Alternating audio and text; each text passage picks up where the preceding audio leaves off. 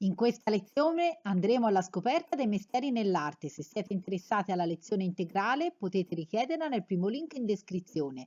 La lezione integrale dura ben un'ora e mezzo. Questo è uno spaccato, un estratto di quella lezione. E ora vi sto mostrando velocemente un po' per farvi capire come tutti questi mestieri, soprattutto quelli agricoli, siano legati alle stagionalità e ai vari periodi dell'anno. Guardate, questo invece è la macellazione del bovino, si ripete la stessa scena. Qui hanno uno strumento per uccidere il bovino, diciamo, e per poi lavorare. Guardate questi coltelli, guardate anche qui la zampa e qui altri oggetti, diciamo altre parti, carni e tagli appesi. Carni suine è interessante perché il maiale, vedete, veniva sgozzato. C'è questa signora che è intenta a raccogliere il sangue perché del maiale non si butta niente, anche le setole, lo sapete, serviranno poi per fare i pennelli. Il maiale poi viene appeso in testa in giù, e qui il maiale che viene, vedete, tagliato e subito l'acquirente è pronto per prendere un taglio di questa carne.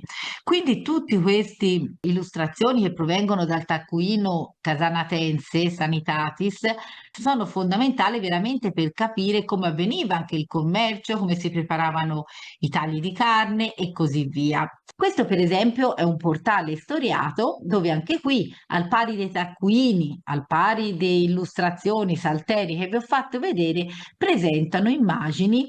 Per esempio, questo, sempre il mese di luglio, il particolare del portale ci fa vedere la raccolta delle spighe di grano. E queste è facile trovarle, appunto, il ciclo dei mesi sulle cattedrali, ma se voi pensate anche a fontane, guardate, qui ci sono rappresentati, tipo a Perugia, anche nella Fontana Maggiore, sono rappresentate tutte le attività agricole. Qui io vi sto mostrando, visto che avevamo parlato dell'uccisione del maiale, vedete il mese di dicembre, una delle formelle racconta proprio l'uccisione del maiale e sia la pittura, la miniatura sono coerenti nel rappresentare la stessa scena. Vedete, c'è raccolto un catino qui che raccoglie il sangue, l'animale è messo a testa in giù e qui lo sta poi appunto lavorando e sezionando. Ma lo stesso trovate i mesi in cui si va a pesca, dove si va a raccogliere frutti. Interessantissimo, non so se la conoscete, è una raccolta di novelle, si chiama il 300 novelle, che è stata ideata da Franco Sacchetti nel 1385, dove è veramente un excursus nella vita, nei lavori dell'epoca medievale, perché è molto interessante e ci illustra su uno spaccato della società medievale e dei lavori. Ma se voi volete farvi un'idea, per esempio, anche di tutti i lavori dell'epoca medievale e dell'antichità, basta andare nel campanile di Giotto a Firenze. Giotto ci lavorò dal 1334 al 37, l'anno che morì, ma Andrea Pisano e Francesco Talenti hanno continuato poi i lavori e sembra che sul progetto e disegno di Giotto siano state poi realizzate da Andrea Pisano tutte queste bellissime formelle esagonali che illustrano proprio l'attività e i mestieri in epoca medievale. Questo ci fa capire come fosse, vi dicevo, importante il fatto di legare il lavoro alla stagionalità, legare il lavoro ai mestieri dell'anno, al ciclo. Non a caso il campanile scandiva il tempo, no? E quindi, per esempio, qui vedete di Andrea Pisano l'arte di edificare, in cui si vede, vedete, i muratori all'opera, si possono vedere i ponteggi, si possono vedere le scale, pure l'attività dello scultore con tutti gli strumenti e è intento, qui vedete, a scolpire una figura di uomo. Queste sono tutte le formelle che trovate appunto nel campanile di Giotto a Firenze. E vedete, ma anche l'agricoltura. Si ritiene, diciamo, che tutte queste formelle siano realizzate da Andrea Pisano, ma il disegno probabilmente è di Giotto. Il ciclo dei mesi, però, e dei mestieri agricoli lo trovate, per esempio, anche a Torre dell'Aquila, a Trento. Sono bellissimi questi affreschi del XV secolo, dove si trova appunto il Castello del Buon Consiglio sede dei principi vescovi, che è stato dal XIII al XVII secolo.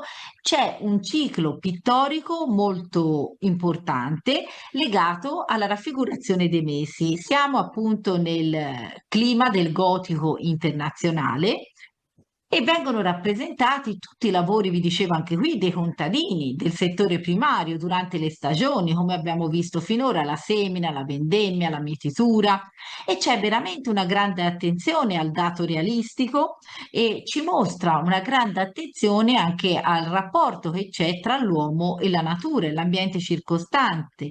Ci sono 11 di quadri, non ce ne sono 12 perché purtroppo il mese di marzo era stato dipinto su un supporto di legno che è andato perduto durante un incendio.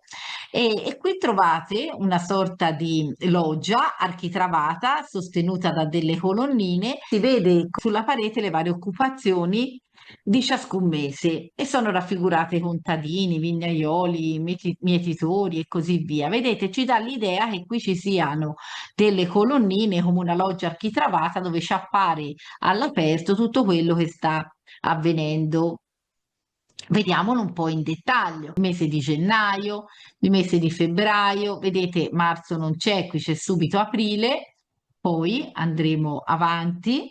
Bellissimi, guardate la ricchezza dei dettagli, guardate per esempio qui vi invito a notare come stanno lavorando, no? Arando il campo, guardate qui l'aratro trainato dai cavalli, o lo stesso anche questo con i buoi e il cavallo avanti, è tutto un sistema interessante anche di lavorazione. Per esempio, questo è il ciclo dei mesi, forse l'autore si pensa sia questo Venceslao, ma non abbiamo la certezza. È interessante perché qui a gennaio ci presentano un paesaggio innevato. Considerate che è uno dei primi paesaggi della pittura occidentale che è giunto fino a noi e qui trovate che ci sono addirittura chi sta lavorando, andando a caccia, vedete anche se c'è la neve con i cani, ma ci sono anche tutta una serie di giovani e nobili che si stanno divertendo tirando le palle di neve.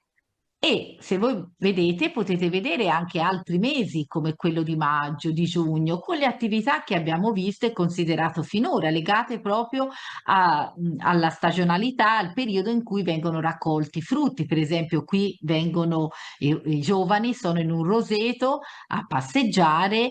E logicamente stanno intrecciando, vedete, delle corone, i fiori, lo sapete, maggio è il periodo appunto mariano della Madonna, delle rose.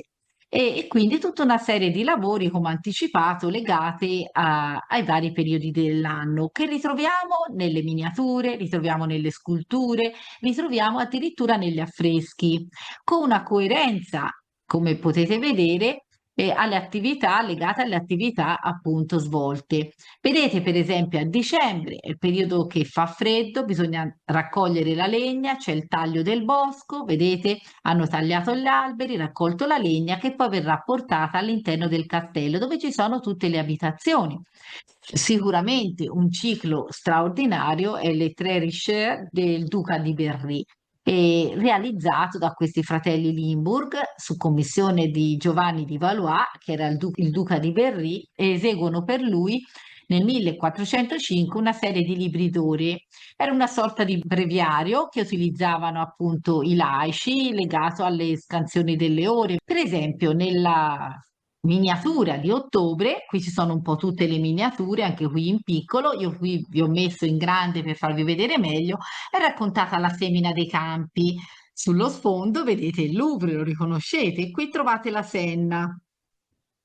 Qui ancora una volta viene documentato il lavoro, no? Vedete, per arare e smuovere il terreno, l'uomo che cosa ha fatto? Ha messo sopra questo strumento anche una pietra, proprio per appesantire, per lavorare e dissodare meglio magari il terreno. Quest'altro uomo sta buttando delle sementi e che cosa trovate?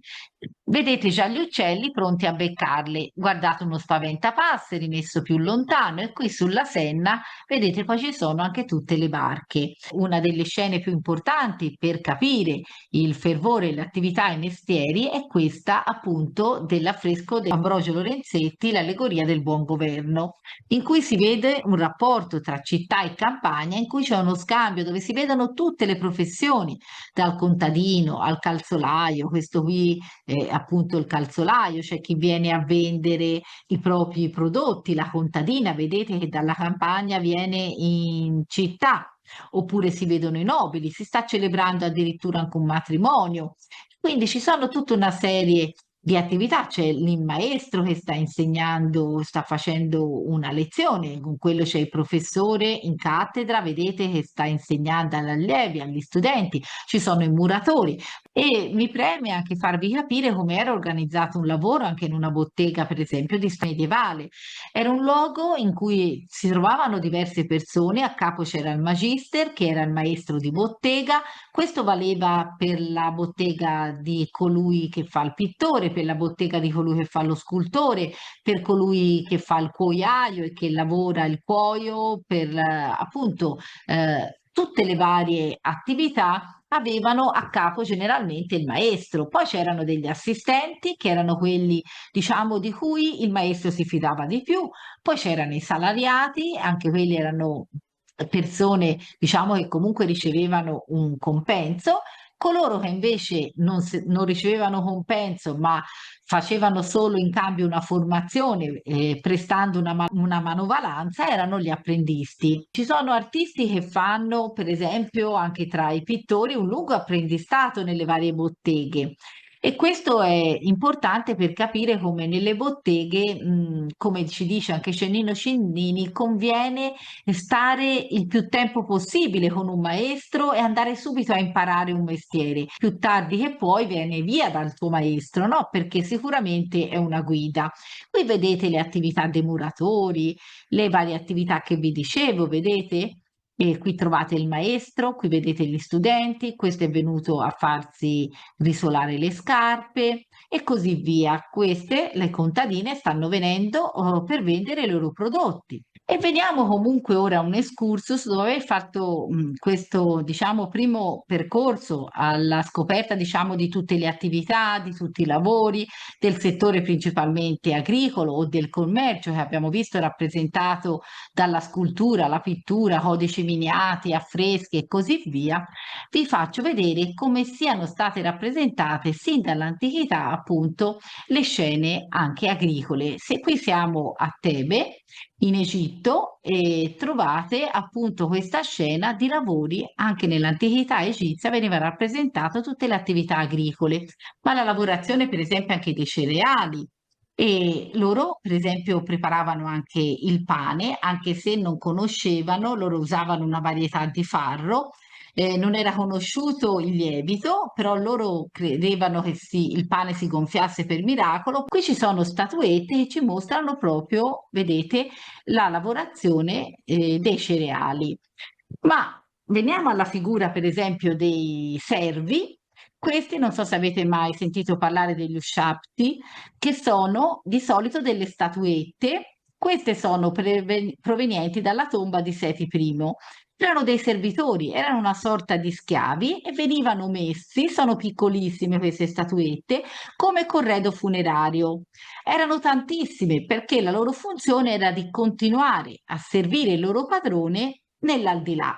Quindi loro procuravano, continuavano a procurare del cibo, delle bevande per tutta l'eternità, perché loro credevano che il faraone, una volta imbalsamato, potesse, in un certo senso, continuare a vivere per l'eternità. Praticamente si è arrivato a mettere ognuno di questi ushabti per ogni giorno dell'anno, praticamente 365, più si metteva un sorvegliante ogni 10 servitori, quindi altri 36, per cui in una sepolcro, diciamo, si arrivava a contenere fino a 401 statuette per ogni defunto. Immaginate voi, logicamente, defunti, non persone comuni, ma è logico, personaggi importanti. Guardate come cambia appunto l'idea del servitore e della schiava. Questa è un'opera del Parmigianino che si trova alla Galleria Nazionale di Parma, è un'opera del 1532 e ci mostra come la serva con tanto di cappello, questo cappello turbante che dà il nome alla schiava turca, questa schiava si è rappresentata con questo piumino rappresentato in una maniera talmente realistica che sembra davvero di percepire tutto il piumaggio. Guardate anche le maniche, come è vestita. E vi voglio far vedere un'altra opera. Per esempio, questa è un'opera di una pittrice, è il ritratto di una donna praticamente nera, si intitola, e lei prende a modello una domestica che era al servizio della sua famiglia. Qui trovate una domestica che però non è più una schiava, anzi, questa ex schiava viene rappresentata, guardatela, con una grande dignità e quindi questa pittrice Benoit ha un'attenzione per questa domestica, per i sentimenti anche. È facile praticamente vedere che questa donna ha un volto segnato appunto da una malinconia, da una rassegnazione. E logicamente è una persona che è costretta a lavorare in un mondo che le è estraneo e però quest'artista le rende davvero una grande dignità. E guardate, questa è un'opera invece che si trova in Ghana e qui trovate le vittime di una tratta atlantica che sono appunto gli schiavi africani. E qui questa è un'artista ghanese che rappresenta queste opere, ha scolpite centinaia di volti di uomini e di donne che emergono dalla terra. In Ghana, dove sono state poste queste opere, era un luogo dei principali mercati in cui venivano venduti i neri. Questa è un'opera che comunque è in continua evoluzione perché lui intende aggiungere, quest'artista, altri prigionieri, diciamo, altri antenati che sono stati venduti, rapiti come schiavi. E all'inizio lo aveva scolpito, diciamo, personaggi e ha cercato di riprodurre anche personaggi del suo paese. Poi successivamente ha creato invece artisti, l'artista ha creato dei visi di persone di altre regioni, proprio per far sì, per ricordare a tutti come le vittime della schiavitù in realtà ci sono, diciamo, non solo in Ghana, ma in tanti altri posti.